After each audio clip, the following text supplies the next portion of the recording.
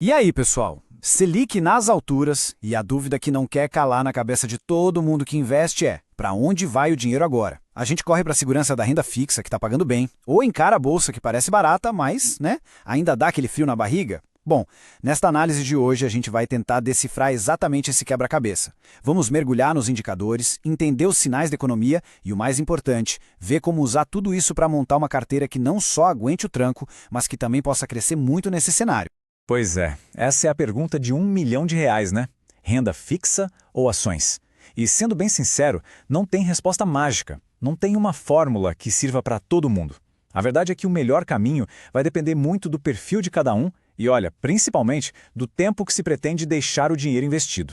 O nosso objetivo aqui é justamente esse, botar todas as cartas na mesa, sabe? Olhar os prós, os contras de cada lado para que a decisão final seja a mais consciente e bem informada possível. Para organizar nosso bate-papo, a gente dividiu a análise em alguns pontos-chave. Primeiro, vamos dar uma olhada no cenário geral, nos juros. Depois, um papo super importante sobre mentalidade de longo prazo. Aí a gente entra no confronto, renda fixa versus ações. Na sequência, vamos analisar de perto alguns casos, como a SLC, CEMIG e também bancos e seguros. E para fechar com chave de ouro, vamos ver como juntar tudo isso e montar uma carteira inteligente.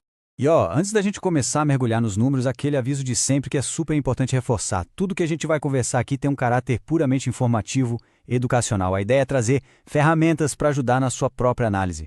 Tá bom? Isso aqui não é de jeito nenhum uma recomendação de compra ou de venda de ativos. Combinado? Então bora lá. Ok, vamos ao que interessa. Juros altos. Está em todo o noticiário, em toda a conversa. Mas a grande questão é, isso é um sinal de perigo? Um pare? Ou é mais um siga com cuidado? O que será que vem pela frente? É agora que a gente começa a separar o que é só barulho do que é informação que realmente importa. Olha só, quando a gente olha para o painel de controle da nossa economia, tem um sinal piscando bem forte. As projeções da inflação, o nosso famoso IPCA, estão começando a apontar para baixo. Pensa assim, a Selic alta é o freio de mão que o governo puxa para a inflação não disparar. Se a inflação está dando o sinal de que vai cair, faz sentido começar a soltar esse freio, ou seja, cortar os juros. Claro que a gente tem sempre a questão política e fiscal, que é tipo uma neblina na estrada, né? Gera incerteza. Mas para quem está preparado, essa neblina também pode esconder ótimas oportunidades. E aí, com esse cenário, o mercado basicamente se divide em dois grandes times. De um lado, tem o time dos otimistas. Eles estão apostando que os juros vão cair, e se isso acontecer, é como um combustível para empresas menores com alto potencial de crescimento e também para aquelas que têm mais dívidas, como algumas do setor elétrico. Por quê? Simples. A dívida fica mais barata de pagar e sobra mais dinheiro no caixa. Do outro lado, tem o time dos pessimistas, que acha que esses juros altos vieram para ficar. Nesse caso, a estratégia é se proteger. Aí entram o Tesouro Selic, que acompanha os juros, as seguradoras que também se dão bem nesse cenário e as empresas que exportam, que podem ganhar com um dólar mais forte. Agora, a gente precisa falar de uma coisa que talvez seja a mais importante de todas: a nossa mentalidade como investidor. Sabe aquela vontade de ser o espertão do mercado, de tentar comprar na mínima e vender na máxima, ficar girando a carteira o tempo todo? Pois é, isso é muito tentador. Mas a realidade, o que os dados de décadas mostram, é que a construção de patrimônio de verdade não vem de bola de cristal. Vem principalmente da paciência. E essa frase aqui, olha, ela resume tudo. O que realmente muda a vida de quem investe, especialmente quem aporta um pouco todo mês, não é uma grande tacada de sorte. É o efeito dos juros compostos, a famosa bola de neve. O fator crucial é o tempo. É o tempo que o dinheiro passa trabalhando para a gente, gerando mais dinheiro, que faz a verdadeira mágica acontecer. Por isso aquela frase clássica faz tanto sentido: o segredo é o tempo no mercado e não tentar adivinhar o tempo do mercado. Quer um exemplo prático disso? Pega o caso da Celesc, uma empresa de energia. Em só 2 anos, a ação subiu 150%. Agora imagina só a pessoa que vendeu quando tinha ganhado 30%, achando que estava fazendo um negócio da China. Ela perdeu toda a alta que veio depois. Quem estudou, entendeu o valor da empresa e teve paciência, viu o investimento mais do que dobrar. Isso é ser sócio de um bom negócio. É completamente diferente de só especular com preço. Certo. Com a mentalidade alinhada, vamos para a parte prática. De um lado do ringue, a gente tem a renda fixa, representada aqui pelo tesouro pré-fixado. Do outro lado, o potencial de crescimento das ações. E aí, qual dos dois faz mais sentido nesse momento? Olha, essa comparação é bem interessante. O tesouro pré-fixado tem uma carta na manga. Se os juros da economia caírem, o valor daquele título que foi comprado antes sobe. É a tal da marcação ao mercado. Só que tem uns porréns aí. Primeiro, o imposto de renda come 15% desse lucro. E segundo, que é um ponto crucial, beleza, vendeu o título, lucrou, Mas vai reinvestir esse dinheiro aonde? Provavelmente em ativos que já ficaram mais caros. Já com as ações, o ganho pode vir de duas formas, com a valorização do preço e com os dividendos. E os dividendos são ótimos, é como receber um aluguel da empresa. O melhor é que dá para usar esse dinheiro sem precisar vender o ativo.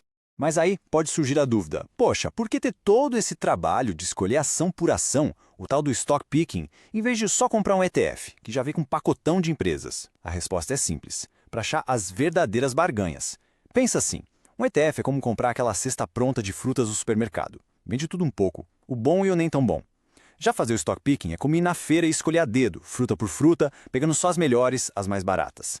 Assim, é possível achar oportunidades que o pacotão deixa passar, e ainda por cima receber todos os dividendos e benefícios direto na conta. Bom, antes da gente ir para os estudos de caso, uma pausa rapidinha. Se essa nossa conversa está ajudando a clarear as coisas, aproveita e já se inscreve aqui no canal para não ficar de fora das próximas análises, combinado? E agora uma pergunta. Quem aí quer se aprofundar ainda mais para investir com total segurança? Pensando nisso, eu preparei uma seleção de livros que são, na minha opinião, obrigatórios para dominar o mercado de capitais. A lista está aqui embaixo na descrição. Dá uma olhada lá que vale muito a pena. Certo, agora vamos colocar a mão na massa e analisar algumas empresas de perto. A gente vai começar com dois setores que não têm nada a ver um com o outro, o agronegócio com a SLC Agrícola e o setor elétrico com a CEMIG. Começando pela SLC. Imagina uma Ferrari presa num congestionamento. É mais ou menos essa situação. A empresa é fantástica, uma máquina, uma das mais eficientes do mundo na produção de grãos. O congestionamento dela é o ciclo de baixa das commodities, com soja e milho mais baratos lá fora. A ideia de investir aqui é aquela bem clássica. Comprar uma empresa de altíssima qualidade num momento ruim do setor, apostando que, na hora que o trânsito andar, ela vai ser a primeira a acelerar. Vamos detalhar um pouco mais.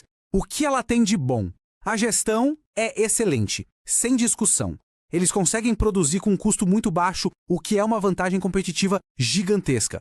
E tem mais, eles estão sendo espertos. Estão aproveitando o momento para comprar mais terras por um preço menor, se preparando para o futuro. Agora, os pontos de atenção. O principal é, quando o ciclo vira? Ninguém sabe. E esse ciclo de baixa pode durar, o que exige muita paciência. E claro, enquanto os preços não sobem, os dividendos também ficam mais magros. Beleza, saindo do campo e indo para a energia, vamos falar da CEMIG. A visão sobre ela é que talvez seja uma das últimas pechinchas do setor elétrico na bolsa. Vamos tentar entender por que ela estaria descontada.